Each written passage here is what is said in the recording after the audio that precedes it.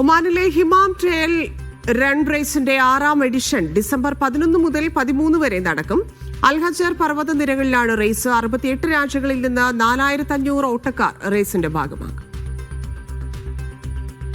ഒമാനിലെ ഹിമൻ ട്രയലിന്റെ പുതിയ സീസണിൽ 68 രാജ്യങ്ങളിൽ നിന്നുള്ള 4500 മത്സരാർത്ഥികളാണ് പങ്കെടുക്കുന്നത്. ഡിസംബർ 11 മുതൽ 13 വരെ 3 ദിവസങ്ങളിലായാണ് മത്സരം. അൽഹജർ പർവ്വതനിരകളുടെ ദുർഘട ഭൂപ്രദേശത്താണ് മത്സരം നടക്കുന്നത്. ഇതിനായുള്ള അന്തിമ തയ്യാറെടുപ്പുകൾ പൂർത്തിയായി വരികയാണ്.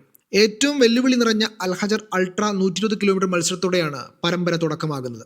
അൽഹംറയിൽ നിന്ന് ആരംഭിച്ച് ജബൽ അഖ്ദറിലെ പർവ്വത പാതകൾ കയറി ബിർക്കത്തൽ മൗസിലേക്ക് ഇറങ്ങുന്നതാണ് മത്സരം.